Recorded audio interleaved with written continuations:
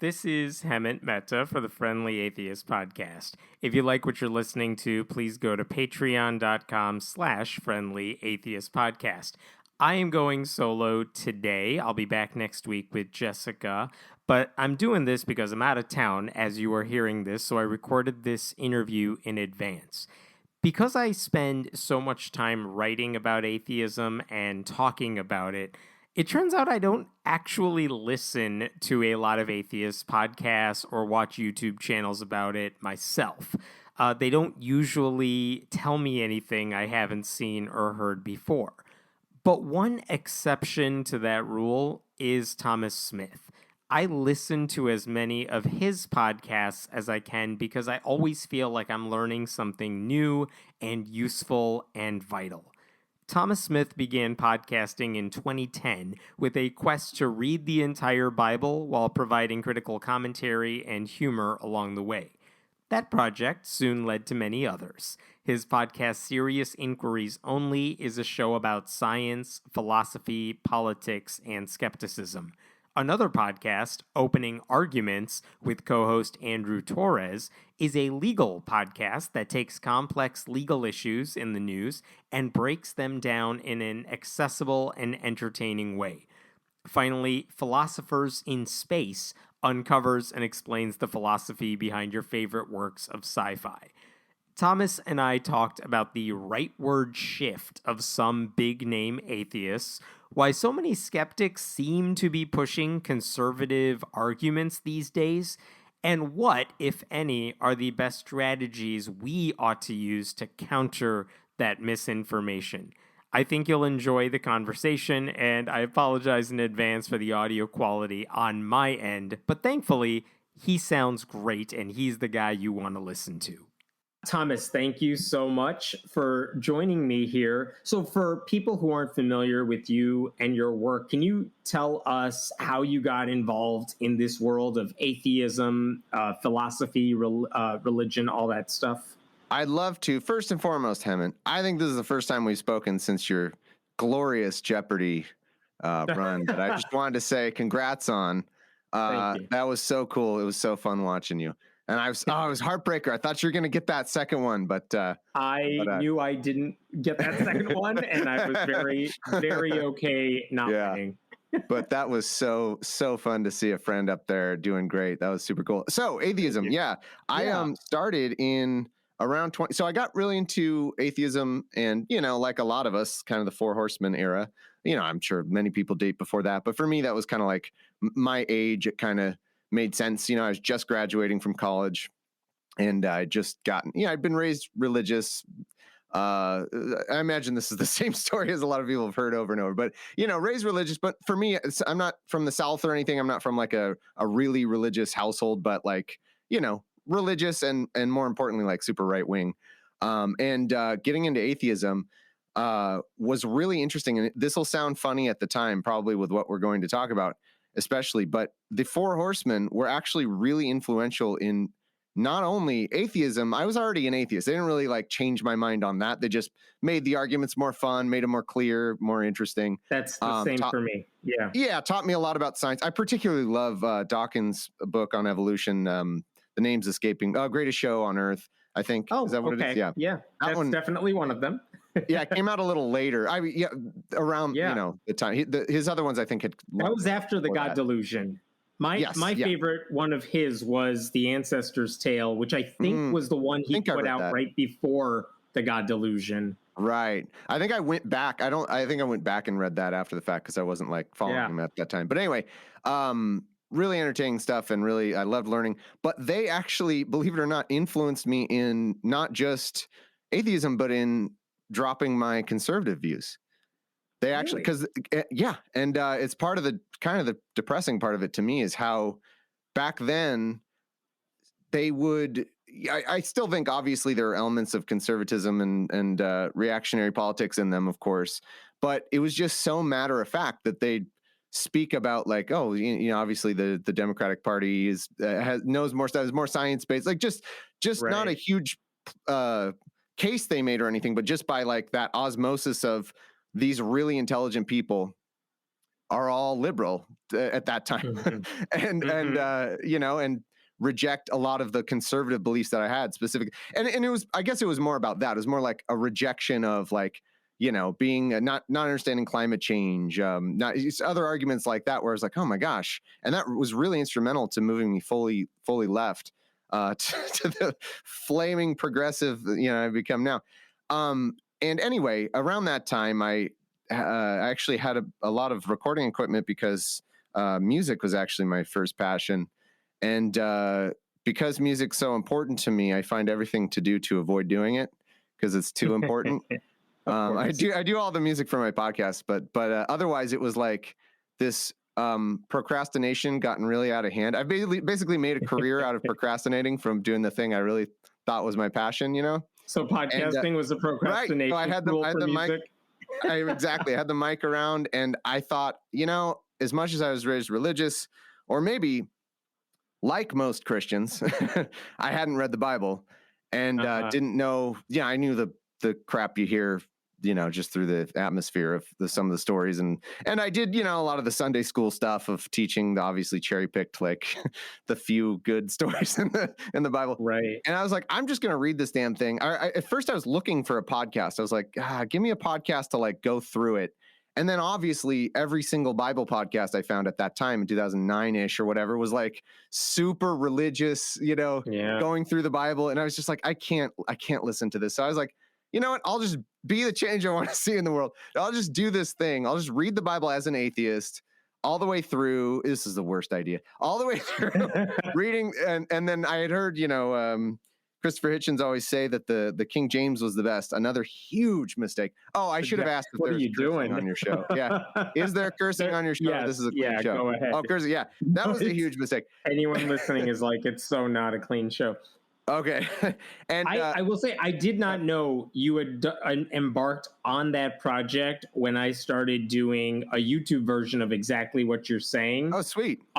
But yeah, like I started it and then it didn't take long to realize, oh no, what have I started? Yeah. Because I think you're like me, like now I can't stop. You start in Genesis, man. You're like, this is great. Comedy heaven. Yeah. There's so many good stories. They're dumb, and then you get to page 3 and every story you've ever heard of ever from the Bible is done. It's unbelievable. I'll never get over it. It's the funniest thing. And people are like, but what about Adam and Eve? Yeah, that's paragraph like 1. It's so short. There's nothing. Oh, what about Noah? That's got to be, surely because the epic movie was that's 3 hours or whatever. That's got to be 30% into the book. No, that's got to be several 7. chapters with character arcs. And no, that's paragraph 7 roughly. And it's done after that. There's no detail. It's terrible. And then you get to, and then here's the other funny thing. The next level is people are like, yeah, you're right. And then you get to those begats. No, even that is like a couple pages early on.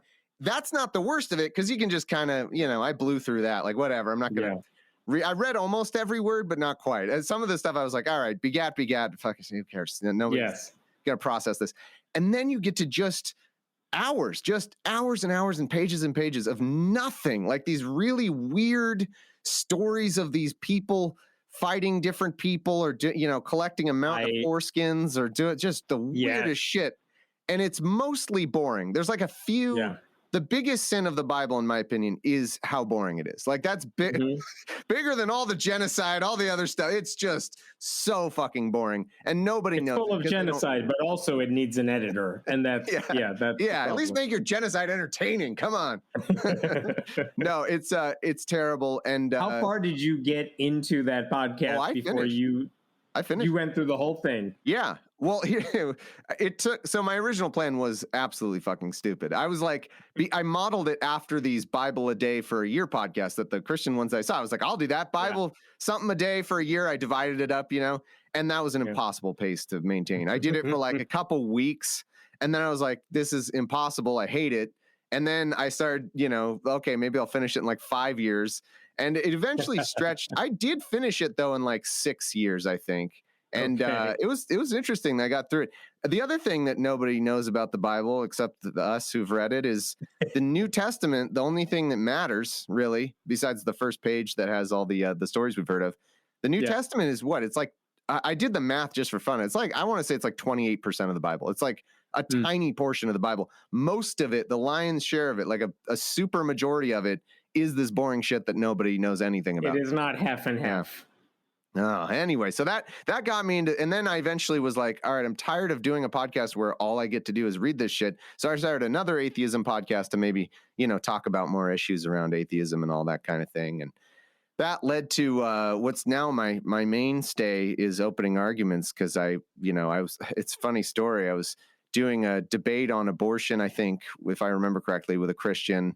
And he asked me, this typical conservative bullshit of like, point to where it says in the Constitution that you can have an abortion. And I was like, well, at that time I was like, you got me there. I actually don't really know much about the law behind that. Like, I support the right, but I don't really, I wasn't very well versed in that particular line of argument.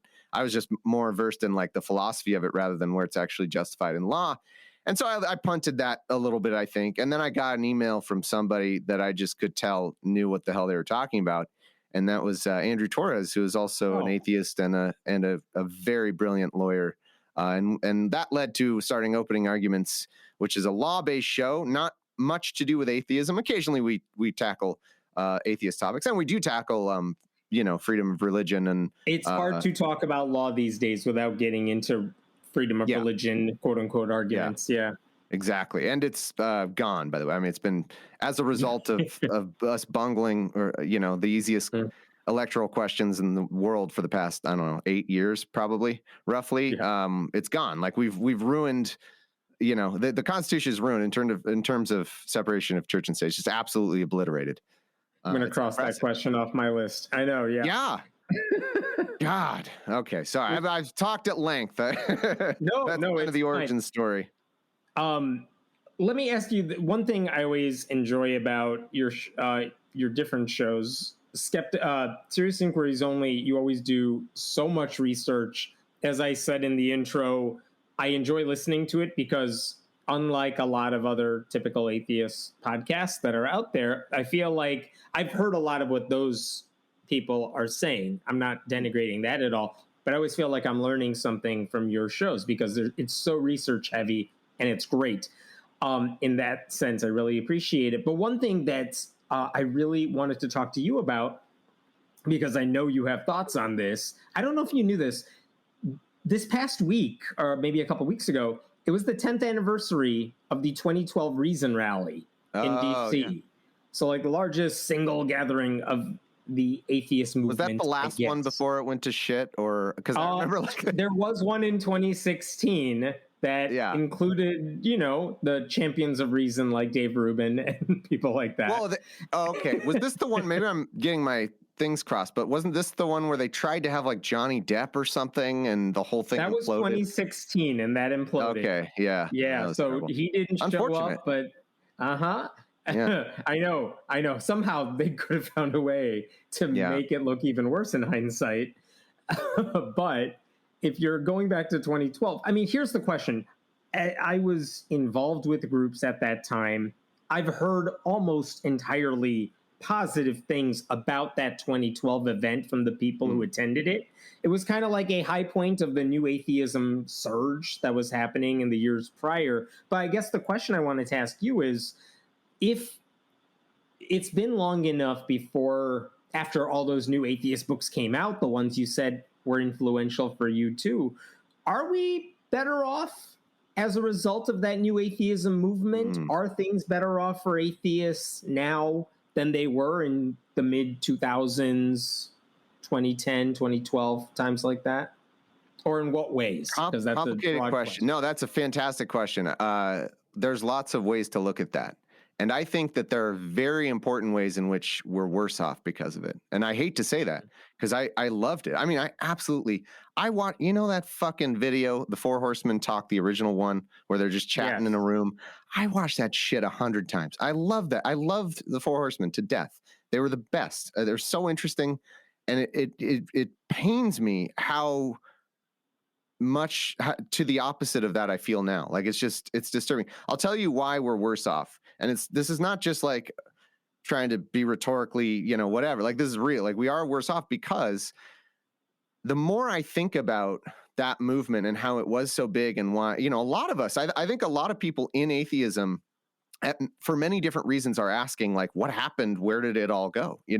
And especially, now it's like with COVID and everything. I mean, organizing in general has just been decimated, and it's really tough. But like in 2016, 2017, like around then, it's like, what happened? We used to have these cons, they're really big. There's still a few. I don't want to short change. There's still a few really good conventions. For example, whenever COVID allows us to go to QED, that is just my absolute favorite. I love that conference. I'm going to be at AACon. I'm not sure if you're going to be there, but the American Atheist one. Yeah. I won't be there, but it's run by fantastic people. Yeah. They have, I mean, now wide variety of speakers. Yeah. Now they got rid of David Silverman. It is run by fantastic people. So still a lot of good stuff. I do not want to shortchange like the great stuff going on, but there's no denying, and any organizer will tell you this too, there's no denying that there's just this massive drop off, and a lot of us have just wondered why. And I it's the star power of the Four Horsemen is definitely a thing, but like, why did they have such an ability to draw crowds that we didn't? And I can't help but think that in retrospect, a lot of it was rooted in Islamophobia. And like, I think I was in denial of it at the time, but I think that's why you had so much appeal, because a lot of people getting that extra energy of like wanting to go to events, wanting to whatever, is the appeal of these arguments against Islam that, frankly, in retrospect, like, it was just an incredibly, I think, honestly, a bigoted way of looking at the world, of hyper focusing on the dangers of one particular religion, when, Christianity in this country it has been far more harmful in terms of what we've done, what it's created, the foreign policy that it's led to, the leaders it's installed in our government, all that. And I can't help but think that's a major chunk of it. Not all of it. Obviously they're also just entertaining speakers, and they had that sort of star power that led to a lot of people coming out. But so back to the question, though, I think that there's some ways that I'm sure a lot of people individually are better off. It's easy for me to forget, living in California, how much religion still really is a terrible impact on people's lives in this country, especially in the South, where I hear from a lot. Because it's hard just as a human to always remember different places you've been at in your story. Like when some people, you do the deconversion, or you do the thing, you get into it, and then you kind of, maybe you outgrow the enthusiasm for atheism. But like, a lot of people are still very much in that place where they're forced to go to a church that doesn't accept them. Just all kinds of crap, that happens, and they still need us, and they still need, those arguments. They still need that community. And it's easy for me to kind of lose track of that in California, where it's, for the most part, pretty, not, although I say that California has the most Trump supporters of any state, because it's huge. And people forget that as well. But anyway, the point is, individually, I think it's helped a lot of people, but as a movement, I think all in all, it's not only was it a force for bad, it was literally an undermining force of its own goals. And I mean that undermined what? Its own goals, because what it led to was, if one of the main goals of the atheism movement, of the new atheism movement, was reducing the influence of religion in our country, protecting that separation of church and state, those sorts of things. If you take that as one of the stated goals, it ultimately did more to undermine that than help it, because it gave the movement created this. It is a massive topic to talk about, but this white identity politics, and this white male specifically, this space to kind of, it's not everybody, but it really energized a lot of those dynamics of things that angry white dudes care about, and what that led to. If you take Dave Rubin as like a microcosm, if you want to say Dave Rubin he was never like an atheist leader. People overblow that, but he was, somewhat influential in atheism early on in his show. And for those who don't know him, can you briefly describe who he is? He's a horrible YouTuber that pretended to be a liberal, even though he wasn't for the longest. He did this like long con of like, I'm a pretend liberal. but I'm a classical actually liberal. Exactly. And like the liberals have lost me. And he did this and it was absolutely which Bill Maher has done, which a lot of people have taken Bill that Maher. same route, which is no, I'm still a liberal. It's all of you who have gone crazy to the left. Meanwhile, Rubin specifically gets used by like PragerU to promote their ideas. He runs in conservative circles now. He was funded by the PayPal. Who's that guy? The PayPal guy. Peter Thiel. Yes, he was funded by Peter. Like it was a long con the whole way. Like there never was a like I was just a liberal and then I'm now like it was a long con the whole way in my opinion. And it was so funny because there's this video that I don't know if you saw. There was so much going on in the world. It might have been a year or two ago where he finally did his like coming out as a conservative. Did you catch this one? He was at an event. Vaguely familiar. He's at some event where there was obviously a fucking Republican bullshit event because that's what he's been this whole time. And he does this reveal of like, well, I'm not afraid to call myself a conservative, like this reveal. And nobody reacted. Waiting for applause. Exactly. It was like The Simpsons where, what's his name is discovered to be seeing the burlesque show and nobody cared. Grandpa's. Like, yeah. Oh no, I think can't remember. It's a Barney. Is that his name? Oh, it might be. Okay. There's something anyway. And they have somebody has to react. I think it's the bartender has to react like, that guy. Oh no. It's like that where nobody reacted. Nobody. Because they all knew he was conservative. Yeah, it was so obvious. And then you could find this video. He even was like, that was supposed to be an applause line. He did a jet. Right. Like, please clap. Please clap. Basically. Anyway, the way the movement undermined the goals is that's a microcosm of shifting focus from things that atheists should care about, which is, in my opinion, like if you're going to be a movement, fighting against the impact of Christianity in this country, all that stuff I mentioned. And it took that and instead, it solely focused on being anti-Islam for a long time. Like that was a major focus of how bad Islam was around the world and how much the liberal, order was like ignoring it. And then it sort of migrated into like, they're not even letting you criticize it.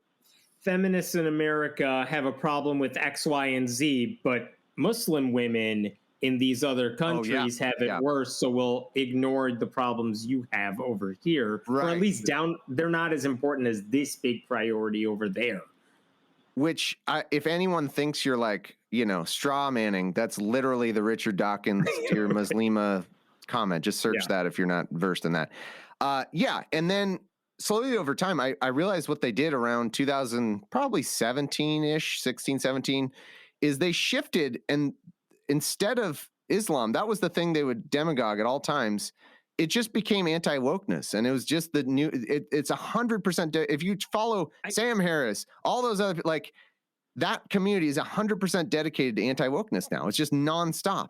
Oh, you were going to. I want to get to there in a second. Let me add a couple thoughts on the Islamic thing. I think correct me if I'm wrong here. I feel like one of the things that happened is yes, I feel like I was a part of that, not a leader in any sort of way, but I was into that too, where it's saying here are the problems with the religion, and I can make the case for why I don't care what you think about drawing this image.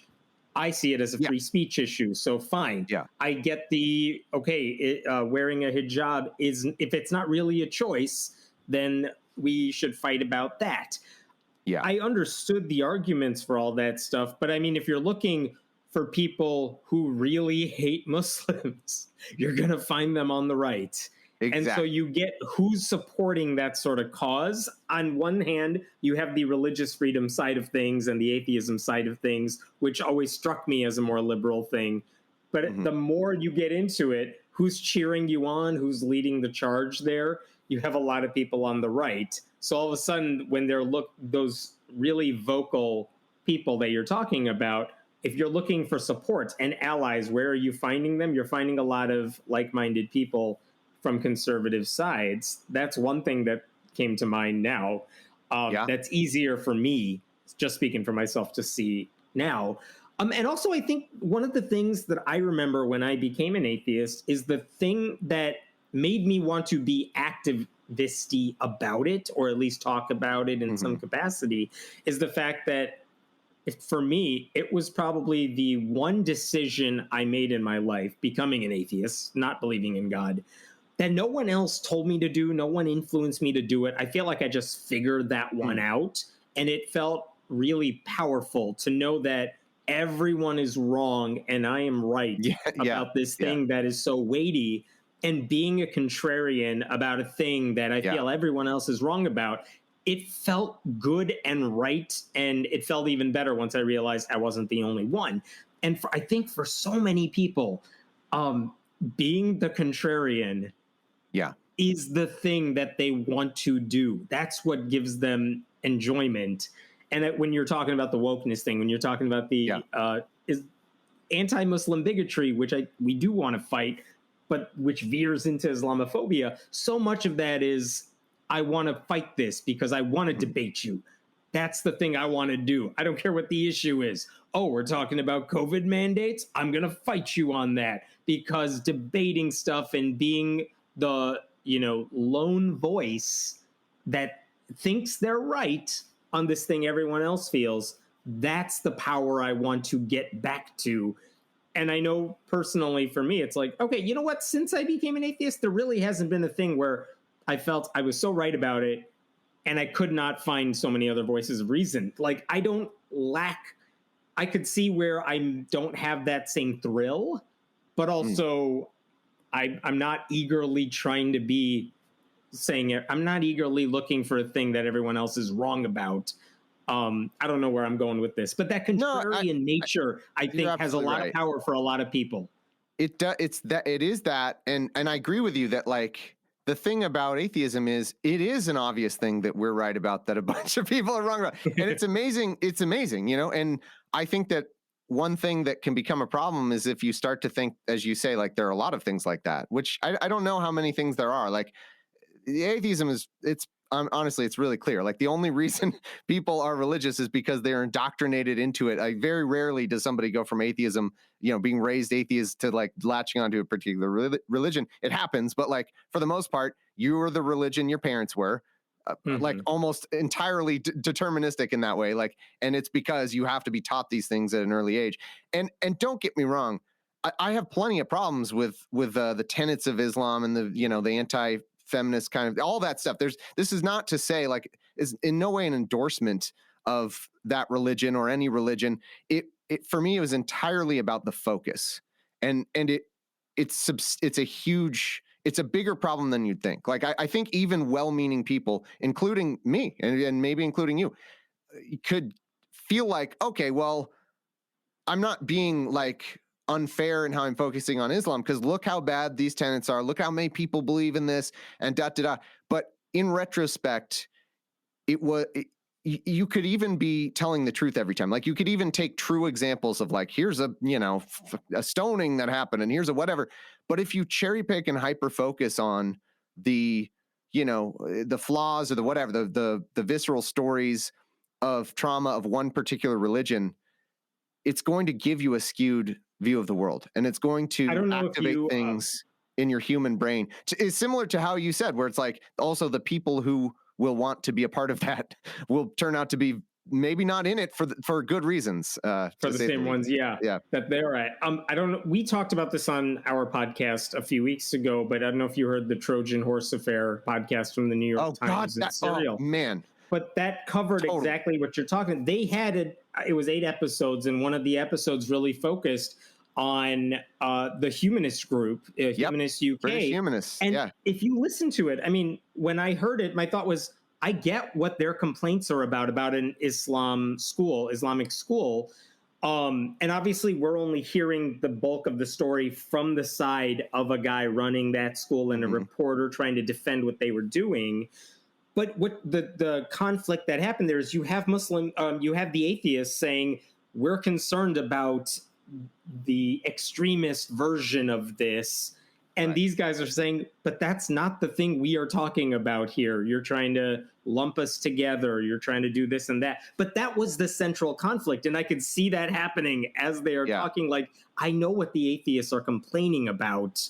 And that's a different focus from the thing the whole story was about. But I want to go back to Can I say a word on that? Yeah, because please. I have been dying to talk about that podcast. I plan to do something on my show about that exact episode you're talking about, because when they mention that, I'm listening to this show, just going along like, oh, this is super interesting. And then they say, and British humanists. I'm like, oh my God, what's this going to be? I was like, how did our people get almost involved like someone found an old photo of me or something. Yeah. And you're like, what is this going to be? Oh my God, what did I look like back then? And not that I was involved at all, but like the community that I was kind of a part of showed its ass in that moment. And it's a perfect example of the dynamic I'm talking about, or that I keep trying to get to, but sorry, I keep getting distracted. No, the biggest problem is with skeptics. One of the biggest problems is being convinced that their own emotional feelings are actually the one true skepticism science thing. Like that's the biggest flaw. And their biases, that people who think they are rational and know all these pitfalls and reasoning pitfalls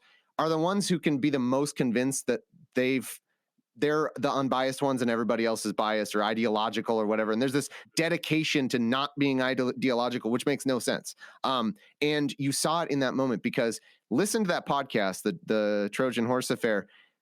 The central document in that is a letter that any fucking human with half a brain could see was fake. It's the most obviously fake document of all time, that was sent as like this alarm bells of like the Muslims are planning to use this school to like this plot. And I would have hoped that people involved in Richard Dawkins's sponsored British humanist thing, where it's all about skepticism, the tools of reason, would have looked at that and been like, well, that's fucking stupid. Like, come on, this is the dumbest document I've ever seen. It is like, if it weren't so disturbing, it would be funny how badly faked this document is. Obviously a fake thing. And they fell for it, or their biases allowed them to say like, well, maybe I don't know if it's real or not, but there's still a problem here. And that is what their response basically was. They downplayed the letter as being significant, and said, well, we had legit concerns. Well, in retrospect, but do you think they did that at the time? Because I don't think they did that at the time. I don't, but you said you were listening to the podcast and they mentioned the British humanists, and that was your inclination. Oh, we're somehow part of this story. Our people are part of this story. Yeah. I knew about the podcast, hadn't listened to it yet. And the first hint I knew that these two worlds were overlapping is that I got a press release from the Humanist UK group saying, after that interview, we want to correct the record because we feel like we were portrayed unfairly. It's like, oh, damn, the fact that this email is very long makes me think I should listen to this right away. Yeah. But I want to go back to, since you brought up the wokeness thing, this is a thing that I know you've talked about several times. Like, one is, did you see that coming, this battle for wokeness? And two, like, why does this seem to be this rightward, grievance-heavy shift of so many of those, like, old school, new atheists? Why has that been the thing that seems to have captivated them? Do they not realize that the right they're being used, whether they like it or not, to advance a right-wing agenda? Like, why is that the thing that captivated them so much? It's like the great man theory of history versus the dynamics of history. It's hard to say. I think it's easy for anyone to say in retrospect they anticipated stuff. As a good skeptic, I like to try to be accurate and to the best I can about my feelings. Like, for example, I didn't think Trump would get elected in 2016. I'm proud to say I did not think we were that fucking stupid as a country, and we are. And it's easy to be like, oh, I knew it. I knew he'd win. Okay, did you? You were the one person, anyway. And so for that reason, I don't think I foresaw this, and I certainly didn't foresee it in 2010, 2011, 2012. But I will say that I caught on a little earlier than a lot of people because of Dave Rubin's bullshit, actually, because he was so transparently, in my opinion, just, first of all, vacuous. Like, he had nothing to say, and people were, because he had Sam Harris on, were kind of like onto him as the next cool thing in atheism, and he's completely vacuous. But also because he kept over and over using the regressive left. Remember, that's what it used to be before. Whoa, they go through these terms until they find something that sticks. The regressive left was for, I don't know, how long was that? Like a year? That was just all they focused on was that term, the regressive left. And that was like, I think a lot of people didn't catch on at that point and should have. Many did, but like, that was when I caught on, I think, was to how much this was just a focus. It's just the most basic unskeptical thing to do in arguing is nut picking. Like, it's a great term. It's where you just find the worst argument on the other side or the worst example of somebody on the other side, and you blow that out of proportion and use it to represent their whole side. And that is, so here's one quote unquote crazy feminist, therefore feminism is stupid. Here's one school or one group at one college saying these are our demands, therefore all Black people are making all these demands of society. Yeah. Totally right. And it's that led to, and ultimately, to cap off what I've been saying, that fixation on the now woke, is it what's name? That's the branding that stuck. Being anti-woke, that has led to ultimately a Supreme Court that is 6-3 conservative over Democrat. Like, will still be 6-3.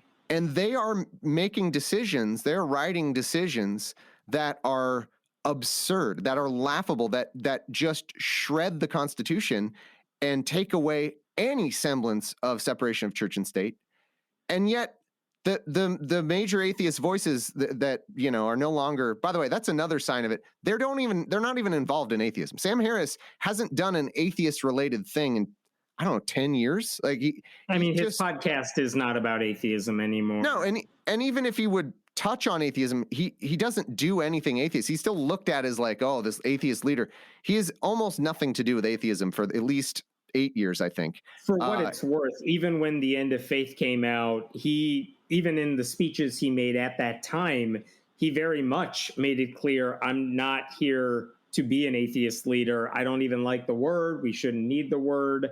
But it was, I only say that to say the media made him out to be this new atheist leader because they like the branding not just that. of that. I mean, he participated in a lot of debates that were an atheist debates a Christian, which is a thing that an atheist leader would do. I agree with you. And I was going to bring that up too. Like, he did have that, like, oh, I hate the term, we shouldn't need it, and but like, he acted as though he was involved in trying to spread the gospel of atheism. No, I don't want to use that word. Spread those arguments. And even if you say like, oh, I don't like the term, I don't want to be a leader, whatever. If you're out there debating Christians, and I used to love those debates, like I thought he was a great debater, in terms of getting on there and debating Christians or other religions and fighting for atheist arguments in that way. And he stopped doing that and hasn't done anything close to that in a very long time. And one thing that does suck is that he still gets referred to as like a leader of atheism now, which he absolutely was, but now he is not a leader of atheism in any way. He's just not. He has a podcast that's like an inch to the left of Joe Rogan's audience, maybe.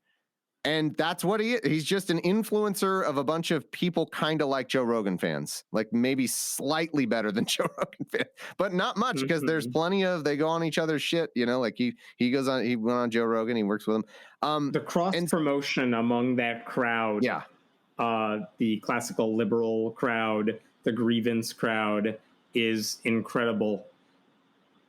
And who are I'm kind of wondering, okay, Sam Harris, whatever. I'm wondering, who do you see as the people who carry the most influence, who would still call themselves atheists, whether or not they want to say they're a leader or something? Like, who scares you? And I don't know if that's the right terminology either. Who carries the most influence among that anti-woke, I'm an atheist, I hate the regressive left sort of crowd at this point? I'm trying to parse your question. Do you mean who's still like within atheism, but also?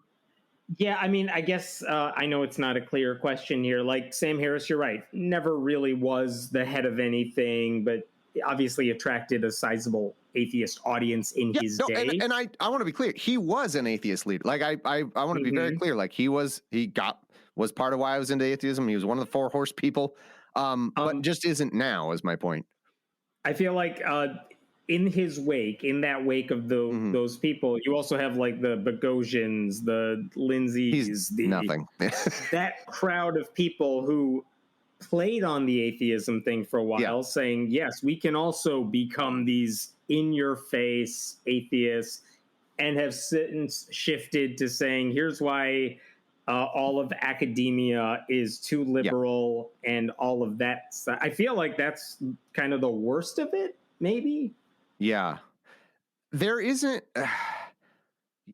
the thing about Bogosian and Lindsay is they really weren't very popular as atheists. They were never like leaders of a movement. They were people who latched on to coattails, wrote some books that didn't sell any copies, and, you know, whatever. They probably went to a few events or something, but like, honestly, those were people I could get on my shitty little podcast in 2014. Like, I know as somebody who had an atheist podcast, who tried to book atheist people in starting in whatever, like it was 2014 or around that time, I know who was somebody who was tough to get to and who wasn't.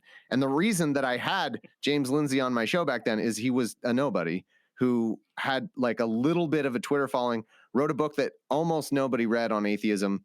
But he, you know, he had some interesting thought along those lines. But do you think this is part of the growth? Yeah, I just wanted to finish that thought. They are not atheist leaders who moved their people to anti-wokeness or use their atheist fame to do that. In my opinion, they are people who barely hacked it as anything atheist, who made their names as anti-woke crusaders. They found an audience when they started pushing for that stuff. Yes. They became any sort of notable people purely on the backs of hating the woke and cherry picking, you know, nut picking those arguments all over and over. There's always an audience to be found when you're very confident in your ignorance. And they definitely have taken that ride. Do you think this is just part of a growing movement and this happens all across the line? Like if you go back 15, 20 years ago, there was a push for getting people to just be comfortable with atheism, where it was fighting for the idea of church-state separation and less religious influence. And maybe it was a little easier to unite under that umbrella. And now, for better or for worse, like, while there are exceptions, depending on where you live and things like that, there are plenty of resources out there for people who might be questioning their faith, who might be looking for some kind of community if they are new to atheism, which I know you and I don't need those resources. We're pretty comfortable with all that stuff. But like you said, there are plenty of people who are new to it. They need those resources too, but they're out there. So that stuff is there for them. So the question is, like, you know, we're a bigger movement in a very loose sense. So of course you're going to have these weird schisms that go all over the place. One of the arguments that I've heard from those ostensibly right-wing atheist groups and activists is, remember the good old days when we were all united for a single cause? We want to go back to that.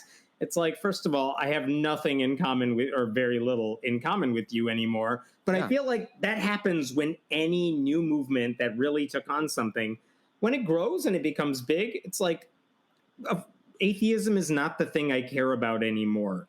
Of course, I write about it and talk about it and all that stuff. But if someone's watching or listening, I genuinely don't care if they agree with me or not. I'm not here collecting tally marks of atheists. I want, if someone's a progressive Christian and we share values, I probably have a ton more in common with that person. So the thing that I've seen is a lot of the people who are interested and active in like organized atheism no longer do it, but they've used that passion to move on to other causes, whether it's reproductive rights or LGBTQ rights or things like that. They've taken that activism inspiration and they're using it to fight against religious, Christian nationalism in other ways. And then you have like the people who still cling to, no, atheism is the thing that matters to me. Those seem to be, outside of the handful of like American atheist type of groups these days, those people who still cling to that, the good old days of 2004 and 2006 or whatever, they're the ones that seem to have shifted to the right. Yeah, there's a lot there. I think I don't. What one unfortunate thing that happened, and you touched on this with your bit on the contrarianism. One other thing that a lot of people who build themselves and like to think of themselves as rational, as skeptics, as whatever, is that they have this tendency towards centrism, because centrism is the easiest way to feel like you're smarter than the most people. If you're out there saying, I'm not influenced by the Fox News or MSNBC, I'm not, it just makes you feel like this super independent thinker. And they have an allergy to anything that's too one party, you know. And here's what the really unfortunate thing that happened is almost the entirety of any issues that an atheist should care about became completely linked up with Democratic Party politics. Because the biggest threat to all of that is Republicans. The biggest threat to abortion rights, something that I think atheists should care about, because the almost the entirety of the arguments against abortion rights are religious, even though you find a handful of people here and there that are atheists. And but like for the most part, that's because of the Christian movement in our country. Right, anti-gay marriage. We saw it. Anti-gay marriage. Who's against it? That's sure. Back as well. That will be back. Right. We're back to interracial marriage already, too. Yeah, those are all religious arguments used against it primarily. I'm actually shocked shocked is the wrong word, but I'm surprised that so many people who are against trans rights, I mean, I know religious people have long been, conservative religious people have long been fighting against that sort of thing.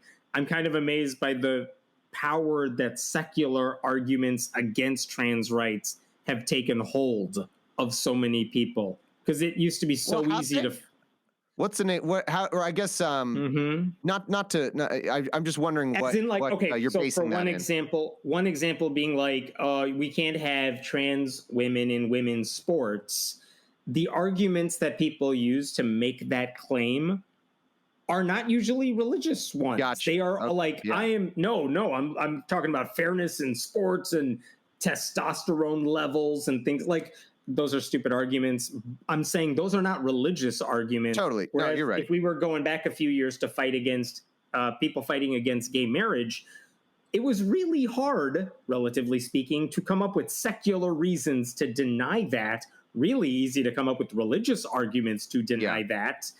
So I'm actually like, one of the things that is weird in this anti-trans world we're living in right now is how many secular arguments have been used to push that sort of thing.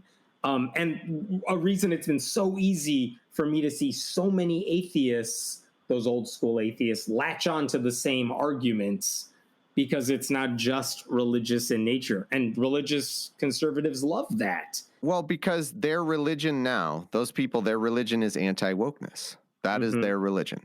And nothing plays into their religion better than the idea that, for example, this it's so unfortunate that we have to spend so much time arguing about this, because it is a very deliberate ploy by people on the right.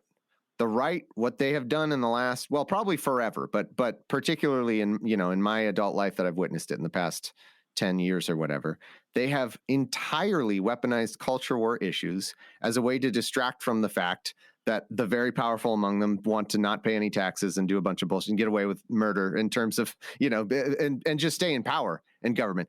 They don't have any issues anymore. All they have is this anti-wokeness and these cultural war issues. As in, like, the Republicans don't even have a platform anymore. No, exactly. All they have is, if you ever try to talk to a Trump supporter, they just have weird things that they think liberals did. They're just grievances. This list of obscure grievances. It's this entire just, I don't know what the word is for it, this atmosphere, this whole like a fake world of grievances against the woke, or that the woke have perpetrated against them. And the trans stuff plays into that because in order to believe that the Leah Thomas thing is like grossly unfair, you have to believe that the NCAA, an organization that is their job is the sport, like it's a major thing. It's the fucking NCAA. I don't even know how to say it. Like that's their whole reason for being. Would have just not thought about the issue, or just because of wokeness been like, yeah, okay, whatever. They say they're female, so they can swim right now. Like no, there's like these extensive rules. Every argument against Leah Thomas is based in just fake news. It's all fake. Like it's all numbers that somebody pulled out of their ass. Did you know that when she was swimming as a male, she was 460 foot, made up number. That meme you see is a made up number. None of that is true. It's all based on this fake information atmosphere they have, this ecosystem rather, that's just like, it's entirely self-reinforcing now, because every example, if you debunk one of them, it doesn't matter. They have 18 other things that were also fake at the time, but that in their mind went down as real. Totally fake crap. Trans women in sports is a big one. Almost every story on that is fake or misleading in some way. And people, I guess because...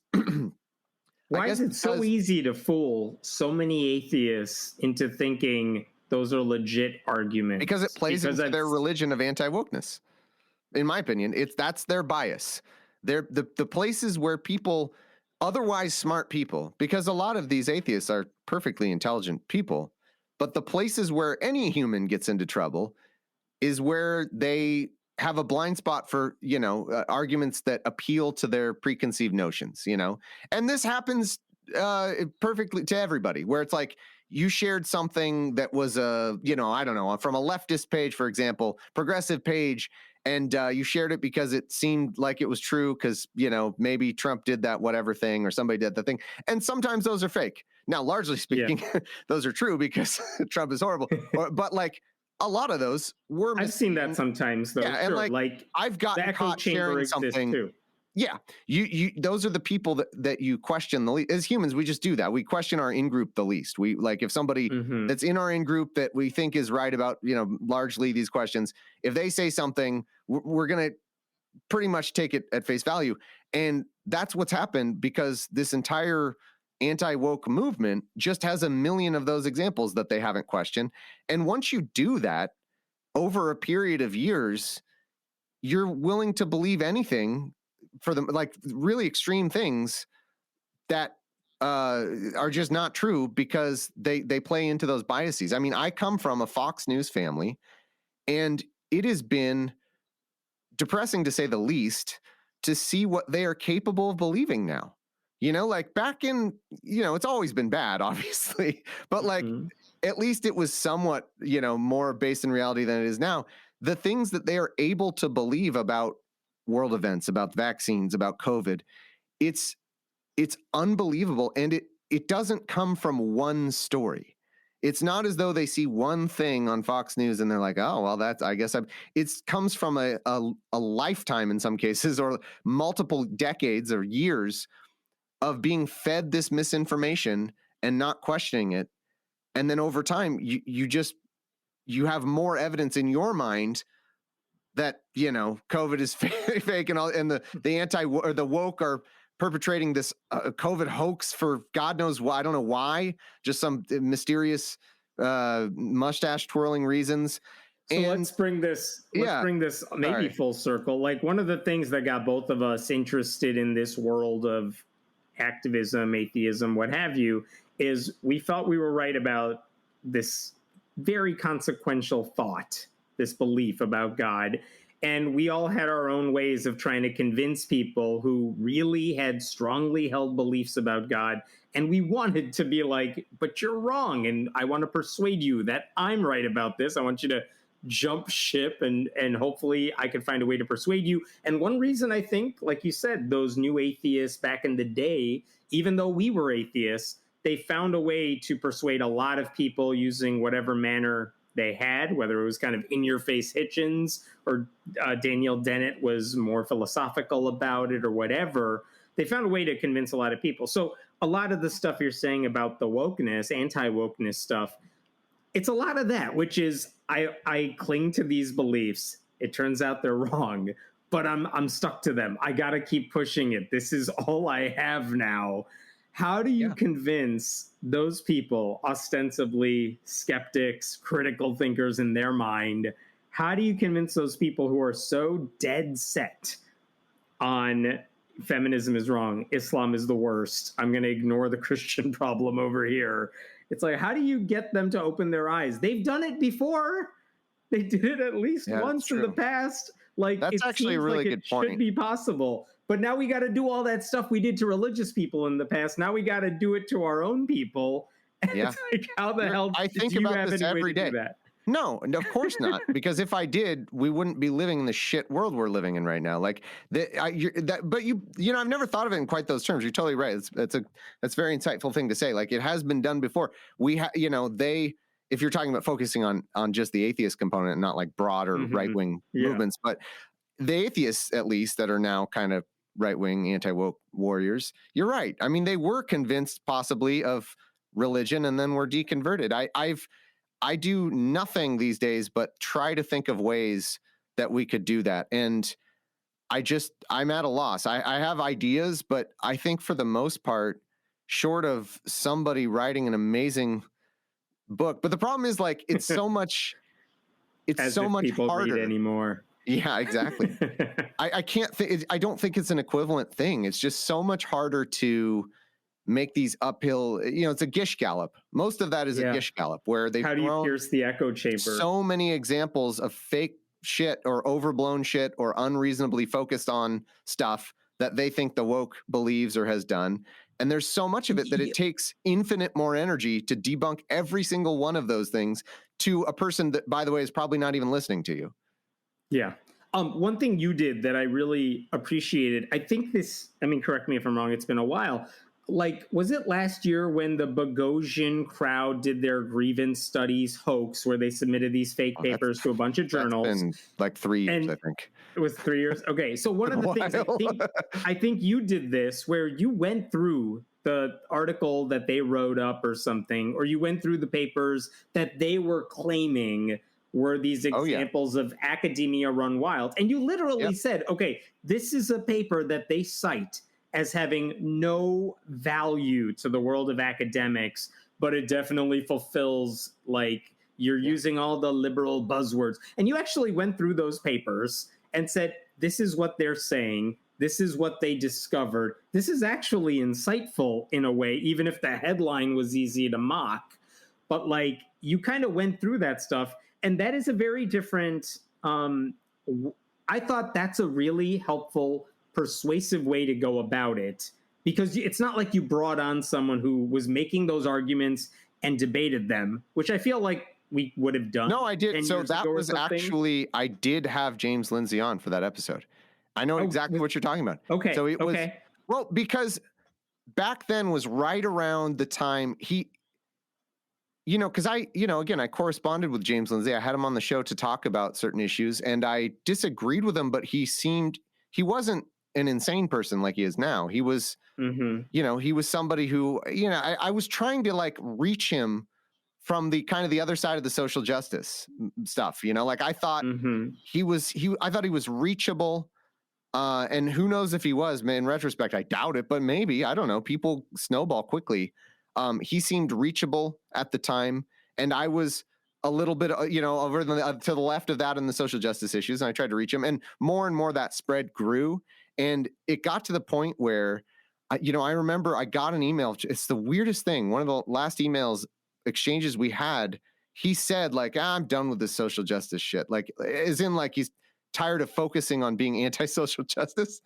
And then, like, a month or so later, maybe the timeline's wrong, but some months later, the conceptual penis hoax thing happened. It was never again did he talk about a single other thing than anti-wokeness. And the example you're bringing up was when that came out, I did several episodes, but Eli Bosnick came on the show to really just, like, debate him hard. Or I think we did a breakdown.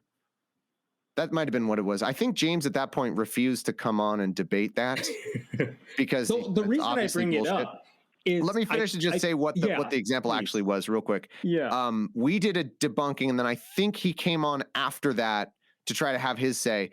And when he sent me an email after the fact, I was like, because he made a bunch of claims about, like, oh, did you hear they're doing this at this university? Did you hear this paper said this?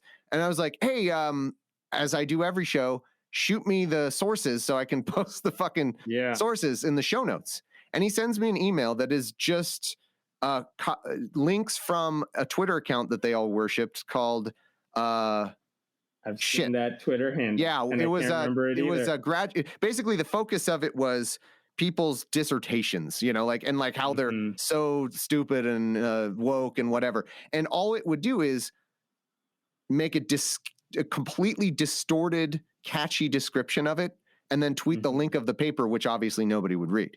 And so people over time just came to believe that that everybody in academia was writing these stupid papers on God knows what because of this totally misleading thing. So I followed up on every link he sent me, looked at what the papers were, and most of them were just like, well, yeah, this person wrote a reflective paper to finish their fucking degree and whatever, it wasn't what they took it to be, which was, did you know woke scientists believe that such and such, and they think that this, it's like, no, one graduate student wrote an essay that nobody read except their thesis advisor about their personal experience. And also, it wasn't just that, like there are actually some really good ones too, that were legitimately interesting, and would be good material for future experiments or future insights. And they collapsed all that into these ridiculous anti-woke headlines.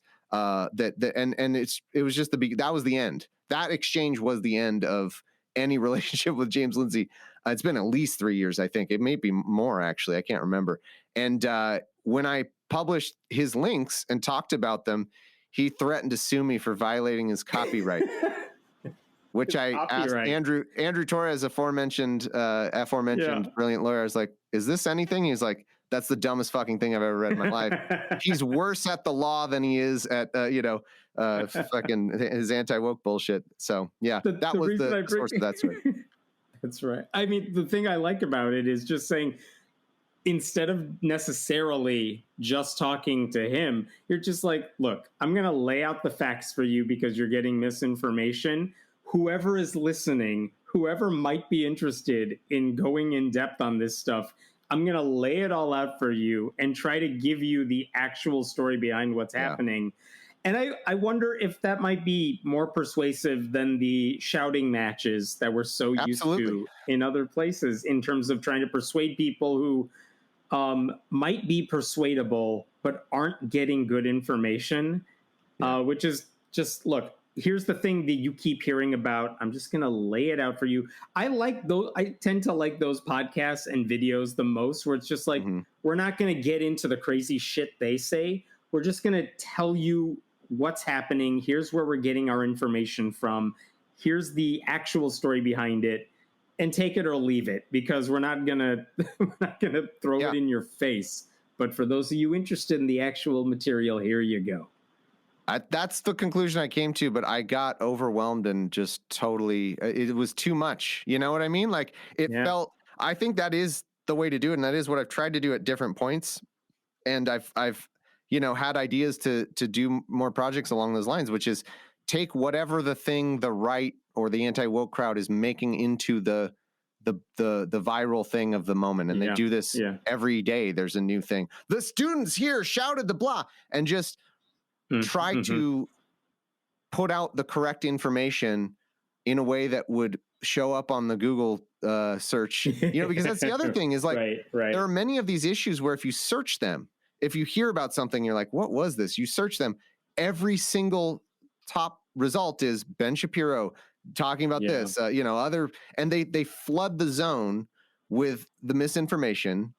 And, that has been how I want to do it. I ran out of personal steam. Like it's so overwhelming because it never feels like you accomplish anything. It always feels like you take one step forward and 900 steps back. And I got, I honestly kind of ran out of steam on that. And I still do it here and there. And I want to give a huge shout out to my co-host, Lindsay Osterman, on Serious Inquiries Only, we've done a lot of really good work. And I say she has done a lot of really good work in putting research into some of these issues, because maybe to bring it full circle here, the most depressing thing about all of this is the rational bros, the skeptic manosphere, that whole people, they are convinced, they are 100% convinced that they are on the side of science, and that a bunch of woke activists have to ignore science in order to make their claims about anything, about race, about gender, about whatever. And they're 100% the opposite of right. Every single issue, and this is why I have a scientist, Dr. Lindsay Osterman, psychologist, do the actual research to show that, oh no, you know what? Actually, more the progressive line, not that everything every, SJW ever said was correct. I don't believe that at all. Like, there's plenty of people who are wrong on my side as well. But largely, the science of these issues supports the progressive position on these issues. The science supports treating trans children in a certain way. Like, she did a whole episode. I want to bring this up as an example. We did an episode of Serious Inquiries Only. Forgive me. Would you mind if I just search the title real quick? And absolutely. While you're looking for that title, but I mean, this is the point I want to make, which is I feel even when I make videos these days, sometimes I'm not trying to convince anybody of anything anymore. I'm just going to try to explain the backstory of this thing and just lay the information out there. And if I can hopefully get the title right and maybe you stumble upon it in a search, more power to you. I mean, the most popular video I've had on YouTube in several years is literally going through every killing in the Bible, using a reference from Steve Wells, who wrote Skeptics Annotated Bible, but just saying, like, look, here's every God-sanctioned killing. I'm not offering much opinion on any of that. I'm just laying out every story for you. It's like a 2-hour video, and here you go. And now I'm going to leave. You can discuss this amongst yourselves. But the idea of, I'm not making a case that, here's why religion is bad. Here's the thing. Nope. I'm just going to lay it out for you. And if you're looking for this information, I hope you find it. I feel like a lot of times with your podcast, that's what I like about it. You're not necessarily, to me, going after people who disagree with you, but you're saying, look, here's the thing that's troublesome. Let's look at it in depth because no one else seems to be doing that. And hopefully people who care about this thing will listen to it. And I feel like that's an effective way to do it because it's really hard to capture people's attention otherwise.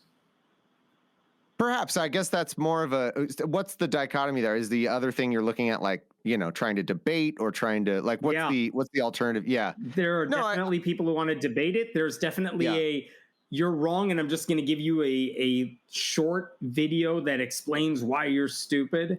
That vibe, that general sense of videos and stuff that are just shortened in your face. And sometimes the best ones are, this isn't flashy, but I'm just going to lay it out there. And sometimes it's the equivalent of reading a longer book that goes in depth about a topic than the short article that just kind of covers the bullet points.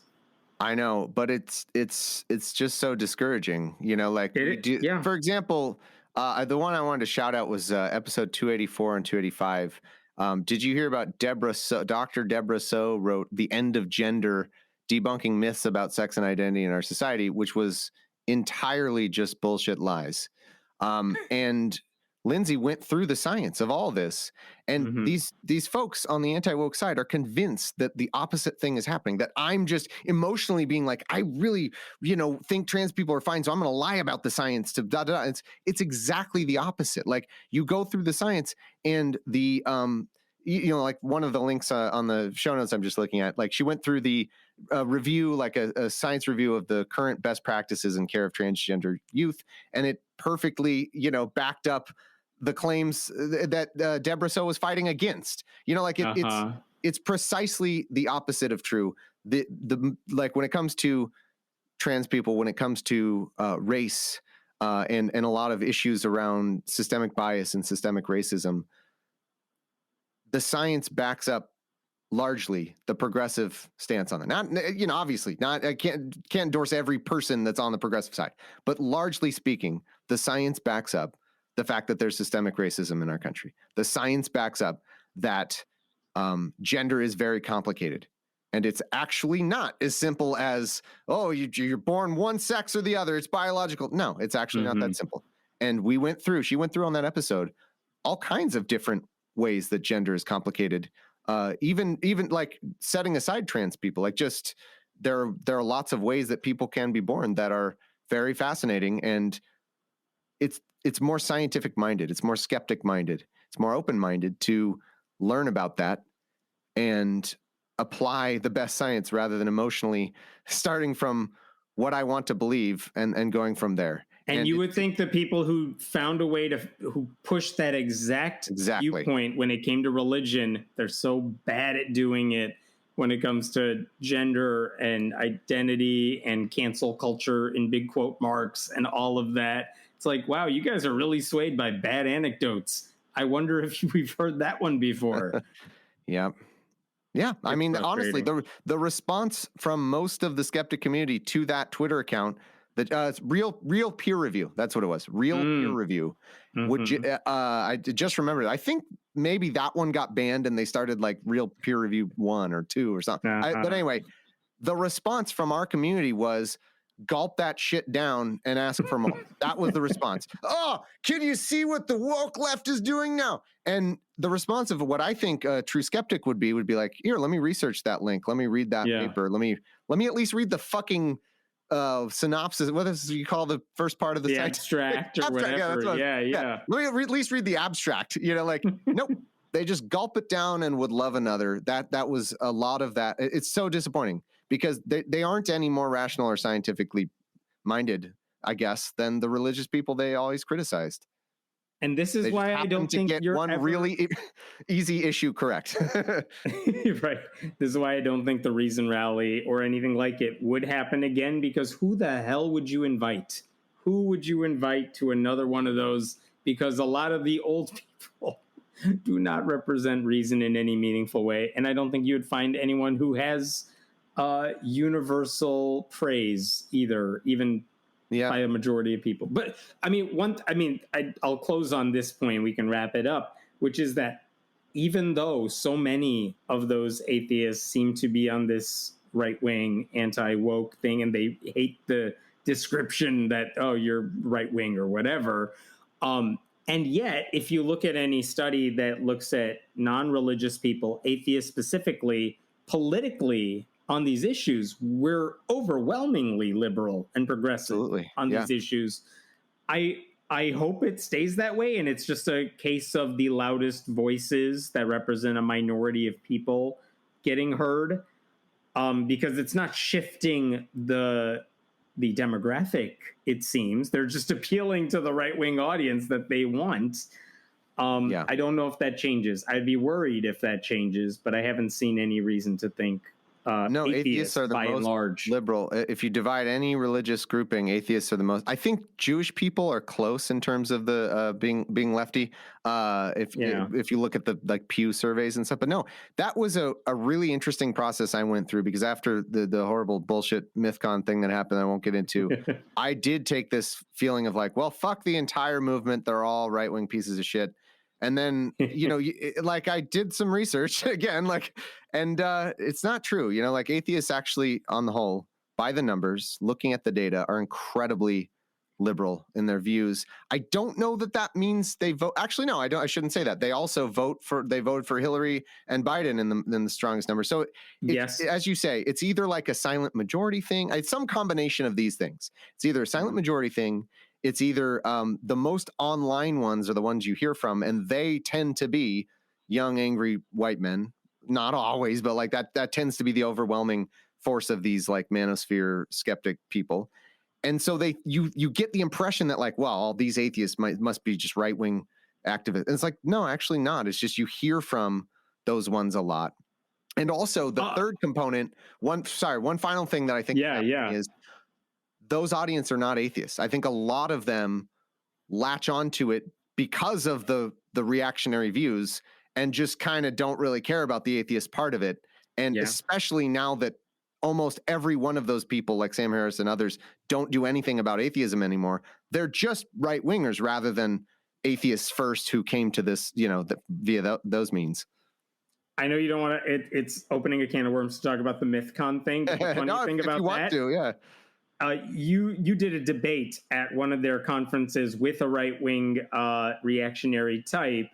I think I was also speaking at that event maybe the year or two before you, when it was totally a normal, not right-wing, not reactionary thing. And I'm like, the hell happened the year after I left? And then with you, I think they actually had some decent attempts at a debate, maybe. I mean, the fact that you were there representing us, and that now year, they just it went was already full shit. on. Yep. Yeah. That's a Now, great example to talk about. The year before, what happened is it's very tawdry, like interpersonal stuff. What happened was the group got kind of taken over by, it was like half, shitbag right-wing people and half actually really cool people. And there was almost like a coup. Like this is a skeptics group in like Milwaukee, Wisconsin. In Milwaukee, yeah, it's a skeptics group, and they the assholes won and the cool people left.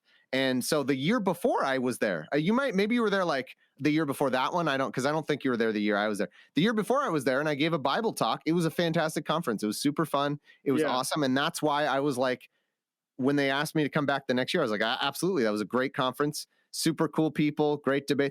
And then they just lost it, and now this is the peak of comedy. That group, which is Mythicist Milwaukee, their name was something that I don't think even atheists should support, which is Jesus mythicism, the idea that Jesus wasn't real. I mean, it's an interesting issue to look at, but like ultimately it's a minority position among historians and all that. And I'm not going to hold a minority position unless I were a historian and an expert in that field without good reason. So anyway, that was what their name was based on.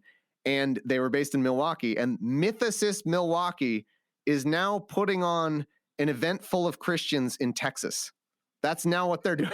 And it just goes to show how much it's not about, they aren't atheists. They don't give a shit about that anymore. They're not atheists who do right-wing stuff. They are right-wing people who at one time were involved in atheism, and they don't do it anymore. It's unbelievable. Yeah. The lineup at their conferences is always you people see what you're doing here? Do you? Do you know who you invited? They're just trolls. It's a joke. Yeah. Listen, thank you. It's always fun talking to you. It's always fun listening to you, and I always appreciate the work you do, Thomas. Is there, for people who might want to know more or support the stuff you're doing, where can they go? Absolutely. Opening arguments. And again, it's unfortunate though, but if you are an atheist, if you are someone who cares about atheist values, the best thing you can do right now is support the Democratic Party, or at the very least, fight against Republicans in office. And nobody wants to be in that position, but I was going to say that earlier, that's another reason why atheism as a movement is a little bit dead, because there's not really much for just atheists to do. The main battles are along political lines now. And if you wanted to like put energy into an atheist cause, well, you have to go be a Democrat. Like you have to go organize for Democrats. Let me tweak that for you for a second. Sure. If you care about atheism, then the thing that I would hope motivates just about everyone who thinks that label is meaningful to them is fighting against Christian influence in the government and culture. And only one party is doing that and has the ability to make that change happen. It's not that all atheists have to be Democrats. It's that if you care about church-state separation or religion getting in the way of your bodily rights, your sexual rights, anything like that, well, Republicans are doing that. Do you want to fight against it or not? And that to me is the most obvious use of your skills and time and volunteer time or whatever it is, donations. So it's, because I've had this argument, I've been reamed for this argument too, which is it's not that atheists have to be Democrats, but if you care about religion not taking over the country, there's a way to do that. The only thing to do. Yeah. Yeah. No, and here's the funny thing, I'll add one more thing to that, which is if you don't care about any of those issues, if you are an atheist and you don't care about abortion rights, you don't care about protecting gay marriage, which is in jeopardy, by the way, the Supreme Court, because we've allowed anti-wokeness to take over everything and elect Donald Trump and appoint 3 justices, they may very well, they're going to strike down Roe v. Wade. Roe v. Wade is already dead, effectively, but they will strike it down. And gay marriage could be next. Right to contraceptives. These are basic issues that atheists, by the way, won the battle on like 50 years ago. And because of this absolute atrocious direction we've gone, now have to refight these battles. Now, let's say you're an atheist and you don't care about any of those issues. You don't care about any of that stuff. What do you care about? You're just a person who's mad that someone else believes an imaginary thing and you don't care about any of the effects of that imaginary thing? Like, what would you even stand for then? You're just mad about someone's thought that's wrong. That's what you're mad about? Like, if you don't care about the effects of religion on our society, then what do you care about? On the flip side of that, we talked about this on my podcast a couple of weeks ago, which is why I bring it up. There's like $100 million campaign to promote Jesus, just Jesus, not a church, not a denomination, just Jesus. And the same argument could be made, which is, I know you want people to just get saved and believe in Jesus. I get that as a strategy of what you're trying to do. But I think it is impossible to say all of you should accept Jesus without addressing the effects of what that does and the consequences of where we are as a nation because of people who believe in Jesus. You can't unlink those two things. And it seems like a waste of everyone's time and money and effort for these Christians to be promoting Jesus while trying to pretend like the people who follow Jesus are not part of the plan here. It's like you can't unlink those two. And the same thing, like if you care about atheism as a philosophy, I get that. But also, let's talk, you can't, who cares? Who cares unless you care about the effects of that things belief? They're doing, precisely. And what they're doing in the name of atheism or Christianity, or trying to push their faith on you. And all this was to say that if you want to learn about more, especially the issues facing the country, and opening arguments is a great way to do that. I mean, we break down, Andrew, the expert over there, breaks down really complicated legal stories in a way that's accessible. And it's truly, I love that show. I kind of consider myself a listener of the show because, I'm just the host to Andrew and that kind of thing. And I've learned so much over the years from him and really knowing what's going on. Getting the actual detail of these complex legal issues in the news, because it's so important these days. I mean, all of the Trump administration, it was every day was another, like, what the hell, can he do this? What is the legal authority for this thing? And that's a great place to go. Serious Inquiries Only is my other show with Dr. Lindsay Osterman. Again, some of the stuff we do, I brought up the examples, but she breaks down the science of a lot of these issues. And surprise, surprise, the science never supports the reactionary anti-woke. Never does. It never does. And also, Philosophers in Space is a fun one that's about sci-fi. And we talk about sci-fi and different philosophical ideas in different episodes and movies and books of sci-fi stuff. So that one's super fun as well. Awesome. Thank you for everything you do. I hope if you're listening to this podcast right now, just stop what you're doing and go subscribe to the ones Thomas just mentioned. They're fantastic. Oh, you're too kind. Thank you so much, Hemant. I love you. And thanks for letting me on your show. Absolutely. Thank you.